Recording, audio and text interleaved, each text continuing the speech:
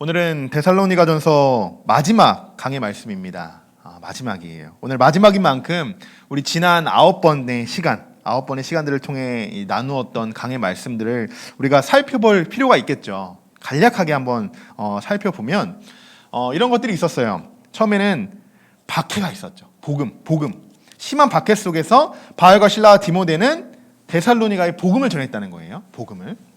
그리고 두 번째는 데살로니가 성도들 또한 유대인들의 핍박 속에서 아주 소수였죠. 소수의 인원들이 어떻게 했습니까?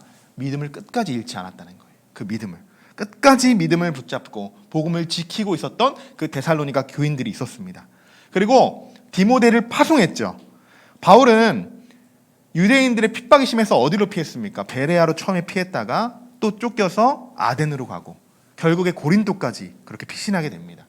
그래서 내가 못 가니 나의 제자, 내 사랑하는 또 형제고 또 나의 제자인 디모데를 통해서 데살로니가를 보냈습니다.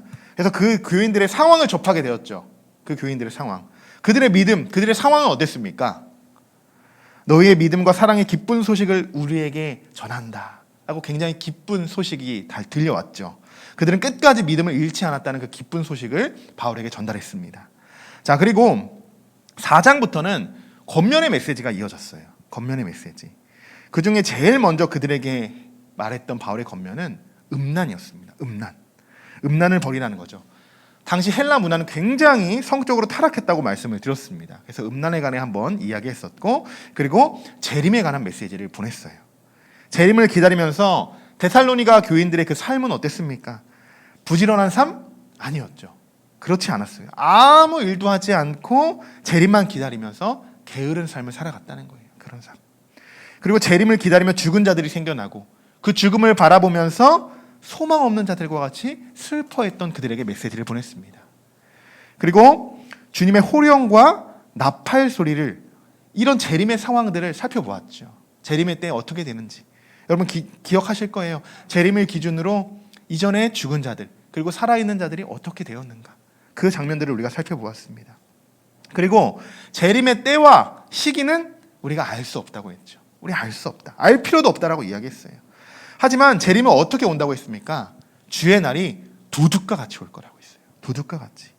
그리고 그들이 평안하다, 안전하다 이렇게 세상의 만족과 유익을 얻을 때 멸망은 갑자기 그들에게 이른다고 했습니다.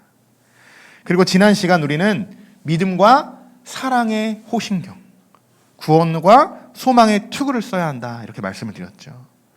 여러분 지난 한 주간 단단한 갑옷을 입고 또 단단한 또 무거운 투구를 쓰고 여러분 살아오셨습니까?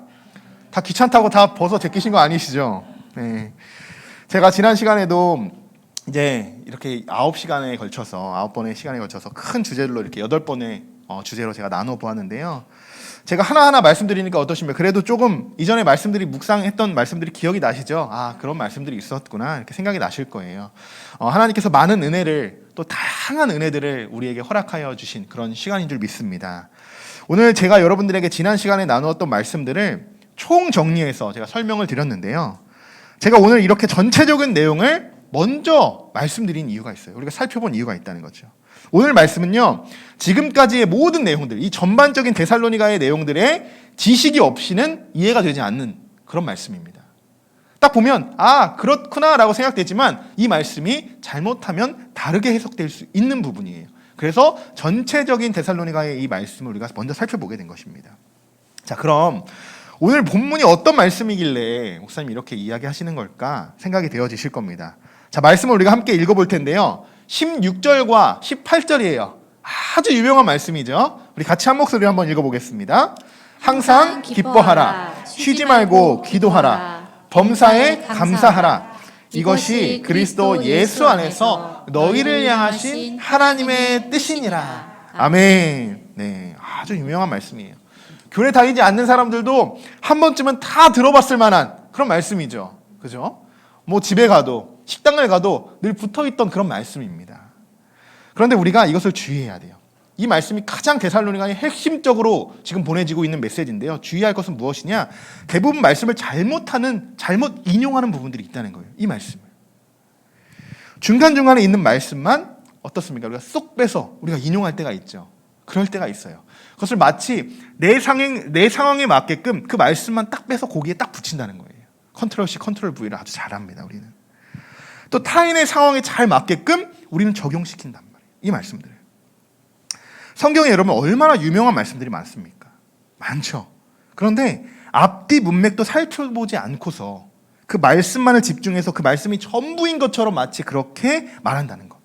그래서 제가 오늘 말씀을 시작하면서 전반적인 배경을 살펴본 거예요. 이 말씀이 어떻게 등장하게 되었는가? 이것이 중요하다는 거예요. 항상 기뻐하라에만 우리가 꽂히면 된다는 게 아니에요. 그것에 꽂히면 되는 게 아니에요. 왜 그 말씀이 나왔는가? 이거에 우리가 집중해 봐야 된다는 거죠. 자, 데살로니가 교인들의 상황이 어땠길래 바울은 그럼 이렇게 이야기한 걸까? 다시 한번 제가 앞서 말씀드린 8가지 주제 중에 크게 2가지만 제가 한번 압축해 봤어요. 데살로니가의 핵심적인 내용은 딱 이렇게 정리할 수 있어요. 극심한 박해와 핍박. 아주 극심한 박해 속에서 복음을 전했던 그 바울의 메시지가 들어가 있고요.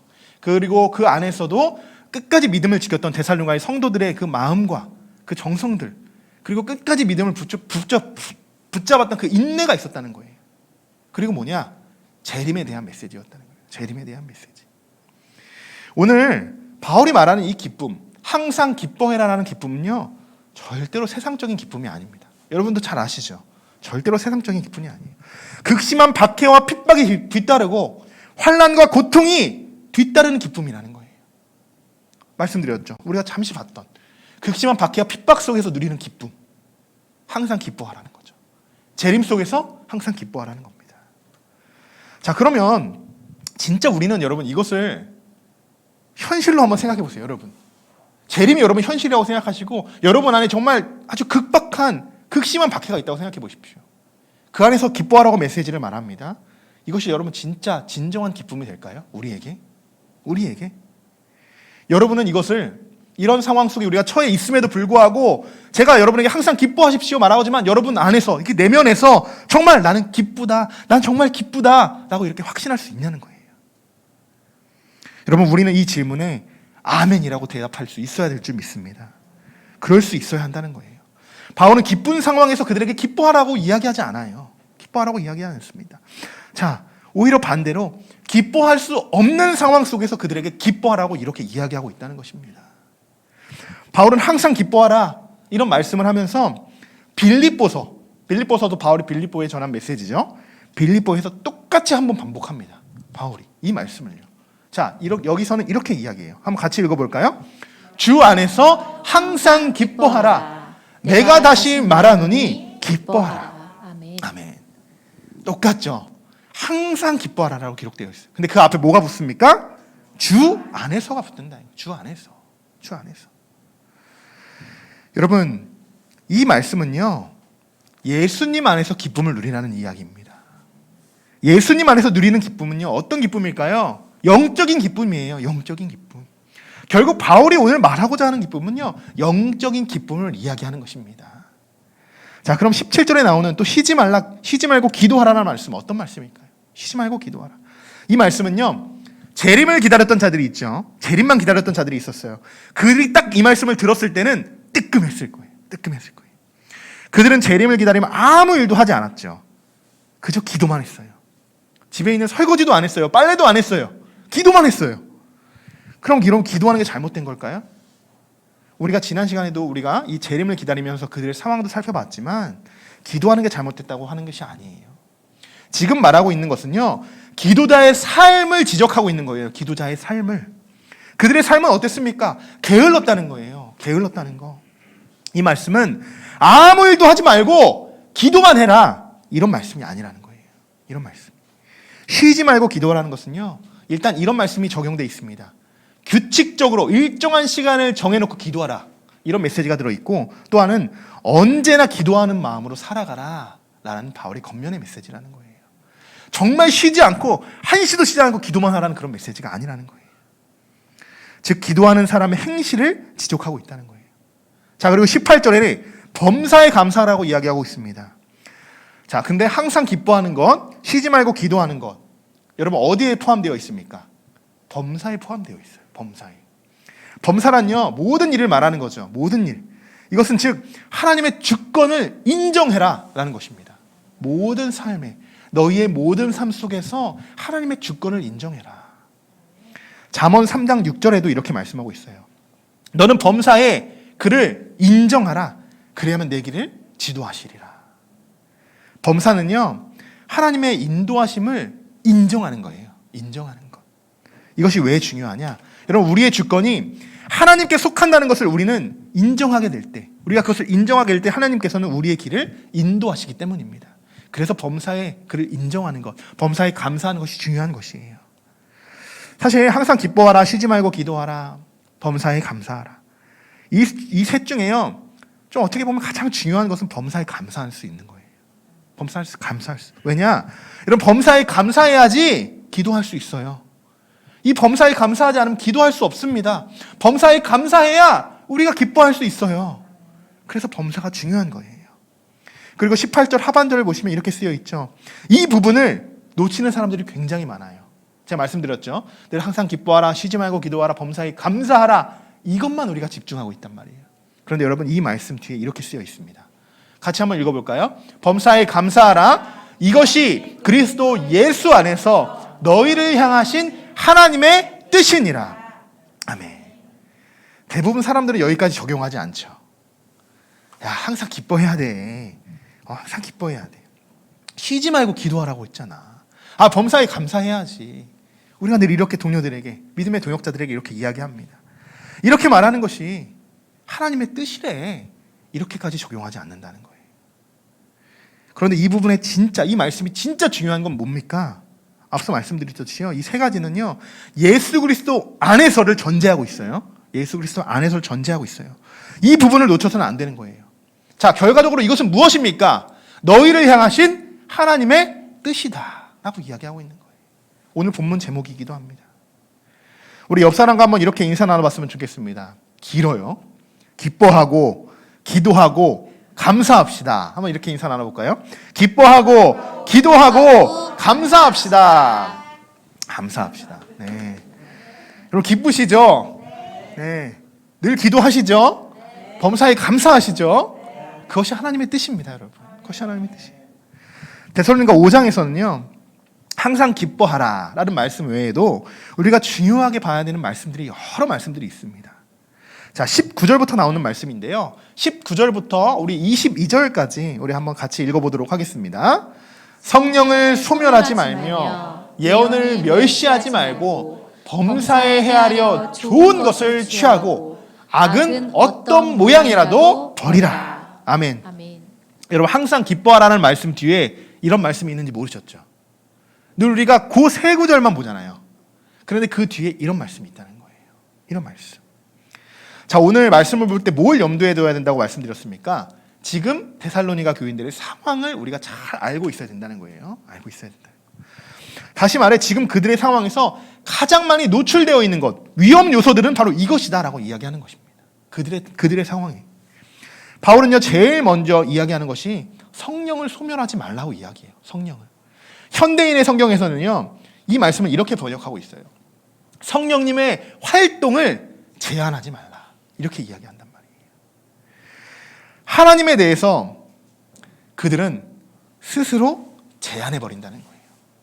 하나님이 그들 안에 역사하시려고 하지만 그들 스스로가 제한한다는 거예요, 하나님을. 그것을 성령을 소멸하지 말라, 이렇게 표현한 것입니다. 지난 시간의 말씀 그대로예요. 때와 시기를 자꾸 그들 스스로가 제한하려고 해요. 그러다 보니 어떡합니까? 하나님의 역사하심도 내가 알 수 있는 방법으로 자꾸 그것을 제한한다는 것이에요. 제한한다는 거. 하나님의 역사를 제한하고 있습니다. 또 20절에는 예언을 멸시하지 말라고 써 있어요. 예언을. 왜 갑자기 뜬금없죠? 여러분, 예언을 멸시하지 말라? 왜 예언이 나왔을까? 이렇게 생각할 수 있어요. 이 당시 상황에는요, 예언의 은사를 가진 자들이 상당히 많았다고 합니다. 상당히. 그런데 예언의 은사를요, 이것을 좋은 곳에 써야 되잖아요. 성령의 은사로 써야 되는데 그릇되이 사용하는 견해들이 굉장히 많았다고 해요. 잘못된 견해들이 굉장히 많았다는 거죠. 근데 그런 견해들, 예언의 은사를 가진 자들이 교회 안에 들어옵니다. 그러다 보니 어떤 일들이 생기겠습니까? 그릇된 예언들이 많이 퍼져나가는 거예요. 그러다 보니 교회에서는 이 예언자들을 멸시하기 시작했습니다. 그러나 오늘 바울이 이야기하는 그거예요. 무조건적으로 예언을 멸시하지 말라. 교회 안에서 옳지 않은 예언을 경계하라. 이렇게 메시지를 보내는 것입니다. 자, 21절에는 범사에 헤아려 좋은 것을 취하라고 말하고 있습니다. 이것은 세상에 미혹되지 않도록 성도들에게 영적인 분별력을 너희들이 가져라 라고 이렇게 이야기하는 것이에요. 그리고 22절, 악의 모양은 어떤 모양이라도 버려라 이렇게 이야기합니다. 자, 다시 정리해보면 성령을 소멸하는 것, 예언을 멸시하는 것, 범사에 좋은 것을 취하는 것, 악의 모양을 버리는 것, 이렇게 네 가지를 이야기하고 있어요. 네 가지의 위험 요소에 너희들이 지금 이것을 조심해야 된다 이렇게 이야기하고 있습니다. 자, 그리고 위에서 말했듯이 항상 기뻐하라, 쉬지 말고 기도하라, 범사에 감사하라. 자, 그러면 이것을 다 합쳐봐요. 총 몇 가지가 되죠? 어려워요. 너무 어려워요. 3 더하기 4인데 너무 어렵습니다. 총 7가지예요. 총 7가지를 이야기하고 있는 거예요. 우리가 빠지면 안 되는 것, 총 3가지만 기억하는 것 안 된다는 거예요. 여기까지 우리가 한 타이틀로 봐야 돼요. 한 카테고리로 봐야 된다는 거예요. 여기까지. 총 7가지를 이야기하고 있어요. 자, 그럼 지금까지 우리가 살펴봤던 이 7가지는 무엇에 대한 말씀일까요? 이것은요, 하나님께서 우리들에게 이루고자 하시는 말씀이고요. 또 예수님께서 재림하시기까지 우리들이 이 세상에서 어떻게 살아가야 하는지를 일깨워주고 있는 말씀입니다. 이것을 아주 잘 정리해 놓은 말씀이 있어요. 7가지를 바울이 딱 이야기합니다. 이야기하고서 마지막에 바울이 23절에서 이것을 딱 정리합니다. 이렇게 정리했어요. 같이 한번 읽어보겠습니다. 평강의 하나님이 친히 너희를 온전히 거룩하게 하시고 너희의 온 영과 혼과 몸이 우리 주 예수 그리스도께서 강림하실 때에 흠 없게 보존되기를 원하노라. 아멘. 너무 은혜되는 말씀 아닙니까? 너무. 네. 우리의 모습이 어떤 모습이 되기를 원한다는 거 아십니까? 강림하실 때에 흠 없게 보존되기를. 흠 없게. 그러기 위해서 항상 기뻐하라, 쉬지 말고 기도하라, 범사에 감사하라, 예언을 멸시하지 말고 성령을 소명하지 말라. 이렇게 이야기하고 있는다는 거예요. 그렇게 할 때 평강의 하나님께서 친히 너희를 거룩하게 하실 것이다. 이렇게 말씀하고 계신다는 겁니다. 여러분, 예수님께서 다시 이 땅에 오실 때 우리는 이런 모습으로 예수 그리스도를 맞이하고 영접해야 하는 줄 믿습니다. 여러분, 우리는 조금도 흠이 없는 자가 되어야 된다는 거예요. 흠이 없는 자. 그렇게 하기 위해서 오늘 7가지를 제시하고 있는 거예요. 항상 기뻐하라. 쉬지 말고 기도하라. 범사에 감사하라. 여러분, 이것이 뭐라고 했죠? 너희를 향하신 하나님의 뜻이니라. 데살로니가 전서에는요, 하나님의 뜻이다 라고 이렇게 말하는 부분들이 딱 2번 등장합니다. 2번. 자, 어떨 때 하나님의 뜻이라고 바울이 말했는가? 자, 방금 읽었던 말씀이 하나님의 뜻이다라고 말하는 말씀이고요. 또 하나는요, 4장 3절에서 우리가 이전 시간에 살펴봤던 말씀이에요. 4장 3절에 하나님의 뜻은 이것이니 너희는 거룩함이다. 이렇게 말하고 있어요. 그죠? 우리가 좀 전에 읽었던 23절의 말씀에서 이것을 다 총정리하고 있다는 거예요. 다 총정리하고 있어요. 하나님은요, 우리가 거룩해지기를 원하고 계신다는 것입니다. 거룩해지기를.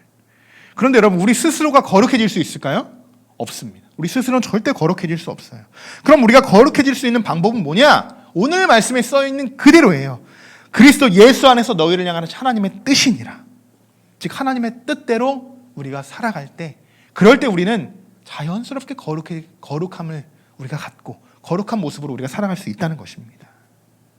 그 방법들이 오늘 5장 16절부터 22절까지에 나와 있는 말씀이라는 거예요. 말씀. 예수님께서 이 땅에 다시 오실 그날까지 여러분, 이것을 우리가 지켜야 하는 것입니다.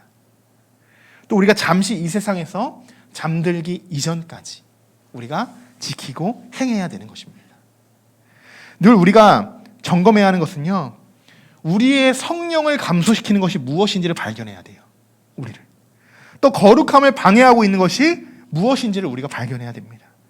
자, 여러분의 모습은 선의 모양을 띠고 있습니까? 악의 모양을 띠고 있습니까? 바울이 뭐라고 있습니까? 악의 모양은 어떻게든 다 버리라고 했어요. 버리라고. 우리의 모습은 어떻습니까? 평강의 하나님께서는 우리를 친히 온전히 거룩하게 하신다고 말씀하셨습니다. 그런데 지금 우리들의 모습은 어떻습니까? 정말 그렇습니까? 다시 한번 여러분 말씀드리지만 우리가 이렇게 변화될 수 있는, 우리가 이렇게 거룩한 변화를 가질 수 있는 첫 번째 단계는요, 우리가 먼저 예수님 안에 거하는 것이에요. 이것이 전제되어 있어야 됩니다. 예수님 안에 거하는 것. 그래야 하나님이 우리를 만져주시고 지켜주시고 우리를 인도하여 주십니다. 예수님께서 포도나무의 말씀을 말씀하시면서 이렇게 비유하시면서 말씀하셨죠. 내 안에 거하라. 그러면 나도 너희 안에 거하리라. 이렇게 말씀하셨어요. 주의 종이 오늘 여러분들에게 축복의 권면의 말씀을 드립니다. 여러분들의 영과 혼과 몸이 우리 주 예수 그리스도께서 강림하실 때에 거룩하고 흠없게 보존되시기를 주님의 이름으로 간절히 축원합니다. 바울은 이제 데살로니가 교인들에게 이제 마지막에 인사를 남기며 메시지를 보내게 됩니다.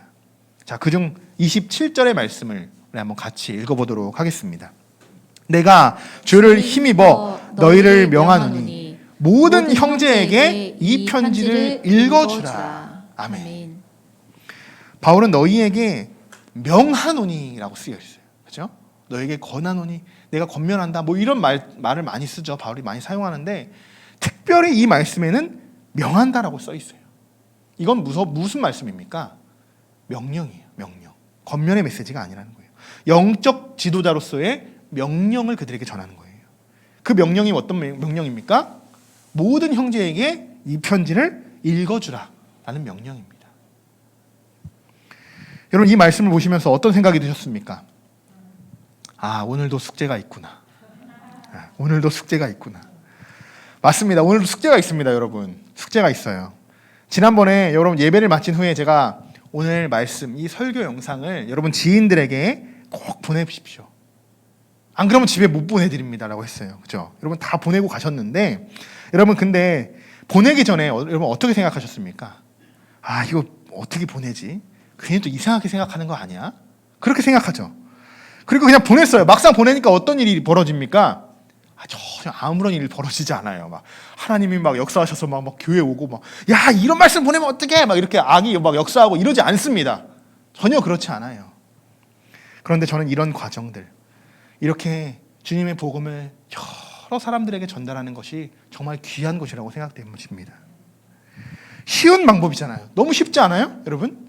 예전에는 문 열고 막 여보세요, 누구 계세요? 막 이렇게 하면서 복음을 전달하고 대면했어요. 근데 우리는 어떻습니까? 공유 버튼 하나면 그들에게 복음을 전달할 수 있어요. 지금 우리는 이런 시대를 살아가고 있다는 거예요. 가장 쉬운 방법으로 귀한 복음을 전달할 수 있는 방법입니다, 여러분. 전혀 어려울 것이 없습니다. 오늘도 여러분 예배를 마치시고 꼭 오늘 말씀을 공유해 주시기 바랍니다. 지난번에 보내드렸던 분들 있죠? 그분들에게 일단 또 보내세요. 또 보내세요. 2차 또 보내시는 거예요. 그리고 여러분 지난주에 여러분 서원했던 전도 대상자들 있죠? 그분들에게 꼭 보내셔야 됩니다. 그분들에게. 그리고 제가 다음 주부터는 말씀드리지 않아도 여러분이 보내실 줄 믿습니다. 네. 자, 여러분들의 지금 공유 버튼 그 클릭 하나가요, 그들의 영혼을 살리는 첫 시작이 될 것입니다. 자, 그리고 오늘도 또 누군가를 통해서 이 말씀, 이 설교를 듣고 계신 분들 계실 텐데요. 다시 말하지만 여러분들은 정말 주변에 귀한 분들을 옆에 두고 계신 것입니다. 살아가면서 우리는 늘 이런 고민을 하죠. 우리의 인생의 목적은 무엇인가? 삶의 목적은 무엇인가? 또 행복은 무엇이고 진정한 기쁨은 무엇인가?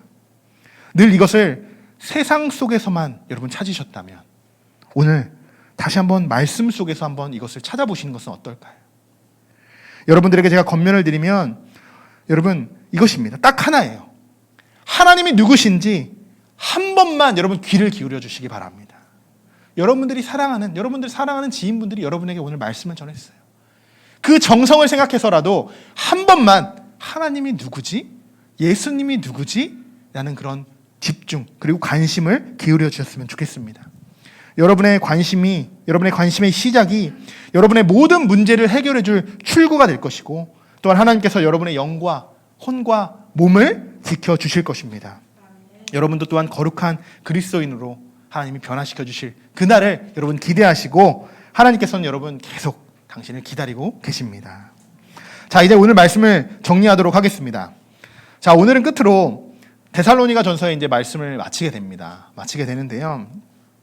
사실 전체적인 부분을 우리가 아주 하나하나씩, 원래 정석적인 강해 설교는 한 절 한 절 원어도 해석하게 하면서 쭉쭉 해야 돼요. 그러다 보면 언제 끝날까요? 예수님이 재림하실 때 그날에 안 끝날 수도 있습니다. 안 끝날 수 있어요. 왜냐?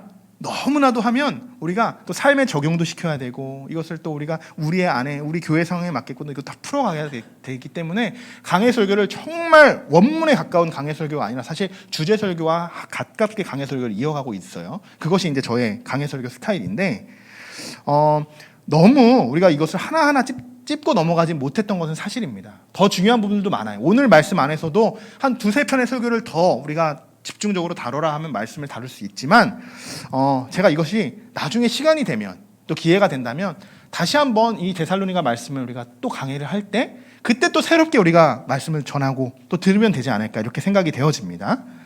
너무 시간이 그렇게 하나하나 하다 보면 너무 시간이 지체되기 때문에, 여러분들이 주무시기 때문에 제가 이렇게 큰 카테고리를 이렇게 정해서 말씀을 정했습니다. 그리고 세부적으로 우리가 살펴보는 그런 시간을 나누었습니다. 자, 여러분 10번의 강해 설교를 들으시면서 여러분들은 어떠셨나요? 저는 바울의 일단 간절한 마음을 느낄 수 있었어요. 그들을 향한 간절한 마음. 데살로니가 이 전서가 바울의 첫 번째 서신이잖아요. 첫 번째 서신. 사실 좀 서툴기도 했을 거예요. 그의 뭐 어투나 이런 서신에 쓰는 그 모든 것들이 좀 서툴 수도 있어요. 처음이니까. 그런데 그 안에서 바울의 간절함이 느껴졌습니다. 바울의 간절함. 그리고 또 떨어져 있는 이 성도들을 바라보고 또 그들을 늘 그리워하며 그들의 안부를 초조하게 기다렸던 그런 바울의 모습이 떠오르기도 합니다. 얼마나 그 마음적으로 바울이 걱정했겠어요. 우리 사랑하는 우리 양들 어떻게 잘 믿음을 잃지 않았을까. 늘 그런 바울의 모습이 생각나고, 그리고 데살로니가 성도들에게 보내는 재림의 메시지도 우리가 살펴볼 수 있었습니다. 사실 재림의 메시지는 제가 좀 이렇게 밝게 설명해서 그렇지 사실은 굉장히 무서운 말씀이에요. 굉장히. 믿는 자들에게는 이것이 기뻐할 수 있는 말씀인데요. 그렇지 않은 자들에게는 정말 무서운 말씀이라는 거예요. 자, 마지막으로 하나님의 뜻은 이거다라고 2번 바울이 선포했다고 이야기했죠. 첫 번째는 거룩함을 강조했습니다. 거룩함. 그리고 오늘 말씀처럼 항상 기뻐하라, 쉬지 말고 기도하라, 범사에 감사하라. 이것이 너희를 향한 하나님의 뜻이니라 라고 이렇게 권면했습니다.